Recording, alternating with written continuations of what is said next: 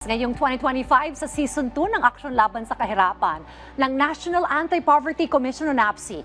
Makakasama po natin tuwing Martes at Huwebes sa Rise and Shine Pilipinas ang iba't ibang kinatawan po ng mga ahensya at lokal na pamahalaan upang pag-usapan po ang mga interventions ng gobyerno sa pagpuksa sa kahirapan.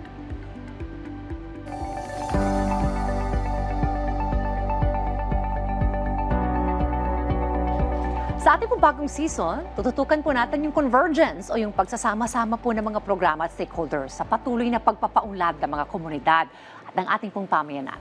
Makakakwentuhan po natin ngayong araw dito sa ating programa si Mr. Philip Arnold Tuanyo mula po sa Philippine Institute for Development Studies o PIDS upang talakay ng mandato ng PIDS at kung paano ito nakatutulong sa pagsugpo sa kahirapan. Kamusta po, Sir Philip? President Philip, good morning. Magandang umaga diyan. Randy na lang. Randy, Okay. alright. Sir Randy. Ang PIDS ay isang ahensya ng gobyerno na nagtututok sa ilang mga tinatawag lang policy research sa iba't ibang mga larangan. At kasama rin dito yung laban natin sa kahirapan. Pero hindi lang to, marami pa rin mga paksa ang tinitingnan sektor, tinitingnan din ng PIDS, mula sa edukasyon, sa kalusugan, trabaho, ang ating pamamahala, yung ating tinatawag na macroeconomy. So maraming mga aspeto ng mga ating ekonomiya, ating pag-unlad ang tinitingnan nga ng PIDS. Alright. So Randy, maiba ako, galing ka rin pala before sa NAPSI, Nag-work ka rin before sa NAPSI. Isang trabaho ko ay isang policy researcher din ng NAPSI. Nung sinusubukan namin ang ayusin din ang tinatawag na ano ba ugnayan ng laban sa kahirapan at pagpapabuti ng ating ekonomiya. So research is really in your heart, Sir Randy. Alright. Well, ginugunita po ang Development Policy and Policy Research Month ngayong buwan po ng Setyembre. Ano po ang kahalagahan ng celebration na ito? Ano po ang theme ngayong taon? Maraming salamat ulit sa tanong Dayan. Ang Development Policy Research Month ay pinapangunahan nga ng PIDS mula noong 2002. Ito ay taon ng selebrasyon na ginagawa tuwing Setyembre para lang ipakilala ang kalagan nga ng tinatawag na nilang policy research. At ang tinatawag lang evidence-based policy. So lahat ng mga patakaran sana ng ating pamahalaan ay hindi lamang hindi dapat nanggagaling lang sa kuro-kuro pero may malinaw na ebidensya kung ano mga batayan talaga nito. At ang tema ngayon ng Development Policy Research Month ay reimagining governance in the age of artificial intelligence. So alam naman natin, ang AI ay malaking usapin nga dito sa ating bansa, sa buong daigdig. At alam natin na maraming mga bentahe ang AI sa ating bansa at sa laban sa kahirapan. Mas madaling itutukoy kung ano mga pangailangan ng ating mamayan. Mas mapapalapit sana ang gobyerno sa mga issue ng ating nilalap at mapalakas nga sana ang pagpunta natin sa tinatawag na digital economy. Ito on that, Sir Randy. So how can we take advantage itong artificial intelligence para dito sa mga anti-poverty efforts at programs ng iba't ibang gobyerno? Ahensya ng gobyerno rather. Kasi maraming mga alam na naman natin na ang sanhi ng kahirapan sa iba't ibang mga pamilya ay iba't iba. At makakatulong sana na may mas malinaw na pagsusuri, mas mabilis na pagsusuri kung anong talagang tukoy nilang pangangailangan. So yun yung isang parang inaasahan natin sana sa AI na sana magawa ito. Bagamat alam natin marami ring mga tinatawag na constraints. Yung marami pa rin tayong mga mamayan na may kakulangan pa rin sa internet access, may issue pa rin sa tinatawag na cybersecurity, yung paggamit nitong AI, yung paggamit ng ang AI pa rin, kaya naghanap pa rin tayo ng maraming lokal na gagawa nga sana nitong mga programa ay nakabatay pa rin sa mga dayuhang lengguwahe, yung Ingles, at saka yung angkop na teknolohiya na kinakailangan talaga natin. Alright. Tunguhin naman po natin itong isang programa ng ating gobyerno, partikular po ng DSWD, ito pong Pantawid Pamilyang Pilipino program na malaking tulong rin po sa ating mga kamahirap na mga kababayan. I understand mayroon po kayong pananaliksik o research patungkol po dito. Ano po ang inyo pong nakita po sa inyo pong pag-aaral, sir?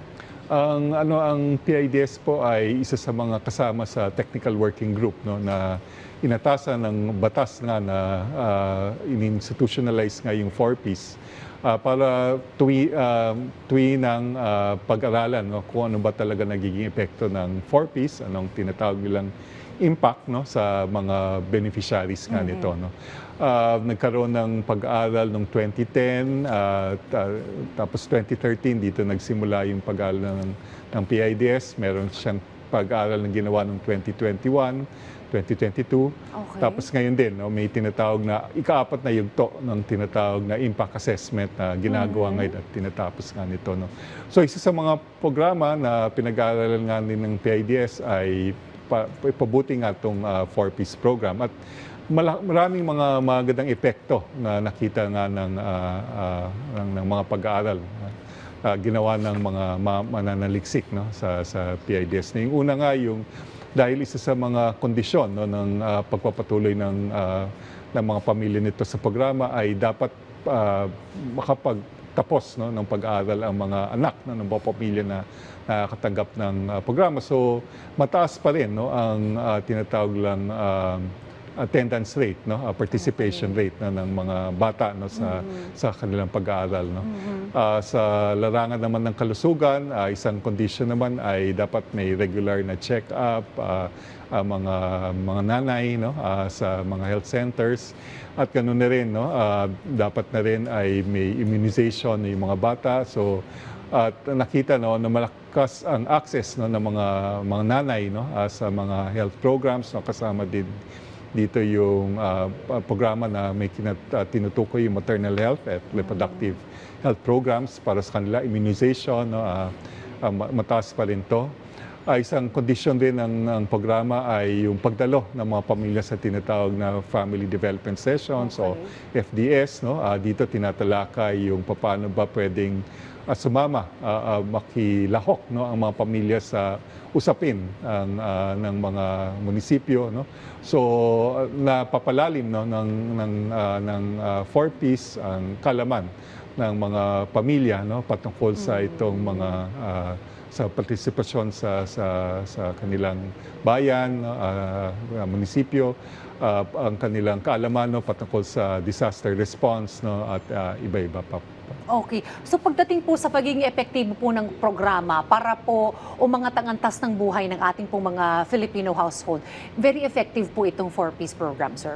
Masasabi naman natin na isa sa malaking programa to, no, na nakatulong nga na maibsan, no, ang kahirapan sa ating bansa. Kung titingnan naman natin sa ating datos, no, ang malaking pagbagsak ng kahirapan na nakikita nga natin ngayon ay nagsimula noong 2010s. No, bumuti ang ating ekonomiya, at kasabay nito, no, ang 4Ps na nagsimula noong 2008 ay patuloy, no, na implementa itong nakarang dekada, no. So isang malaking bahagi ng pag-ibsan ng kahirapan sa bansa ay pag-implementa, no, nitong programa. So marami na po ang nakatawid nga doon sa poverty line, sir, because of the 4Ps program. Marami na rin, at yun nga, ang patuloy pa rin, although alam pa rin natin na marami pa rin mga Pilipino na nag-i-cause pa rin ngayon, no? At alam na, dapat nga, sana mapagpatuloy pa rin itong programa na ito. Okay. What are some of your recommendations, sir, para sa pagpapabuti pa ng programa at implementasyon po nitong 4Ps? So nakita naman ng mga mananaliksik na sa PIDS, yung una, yung patuloy na ugnayan sana kasi ito ay programa na pinapatupad ng DSWD. No? At mas malakas na ugnayan din, no? Sa mga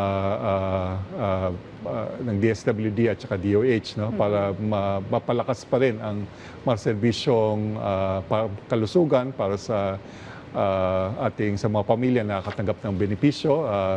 Yung nga, isang nakita nga ay paano palakasin pa yung bagamat nakabuti ang 4Ps sa pagtanggap ng availability, no, ng kanilang pagkain, may kakulangan pa rin, no, sa ebidensya kung paano ba napapaibsan ang malnutrition sa mga bata. So yun yung isang parang kailangan pa rin tingnan. Okay. No? Yung ikalawa nga ay parang tingnan din, no, kung dahil mukhang epektibo nga itong mga programa, no, sa mga bata na nag-aaral sa high school, paano ba talagang mabigyan talaga ng insentibo ang mga kabataan no, para mapagpatuloy nga nila yung kanilang pag-aaral sa high school. No? Anong baka pwedeng i-channel ang ilang pag-aralan, kung tama ba ang i-channel ang ilang resources no? Sa mga bata na nag-aaral sa high school. Bagamat meron na rin mga mungkahing batas na nasa Kongreso ngayon na patasin nga yung benepisyo na natatanggap ng bawat pamilya sa 4Ps. Okay. So with that, Sir, dyan papasok yung convergence. So kailangan rin talaga ng ugnayan ba, for instance, like DOH or DepEd? Oo. Yung yung bagamat sa pag-aaral, no, mataas yung participation rate no, ng mga bata sa edukasyon, no, kailangan talaga pag-aralan kung ano ba ang napapalalim na learning outcomes no, na mga na beneficiaries ito. So, dahil dito, dapat mas malakas pa ang ugnayan nga ng DSWD at saka ng DepEd. Okay. Dahil dito. Well, with that, maraming salamat po Sir Randy sa pagsama po sa amin dito po Maraming sa salamat, ating programa sa Aksyon Laban sa Kahirapan. At malugod po kami nagpapasalamat sa inyo pong suporta sa ating mga taga-subaybay.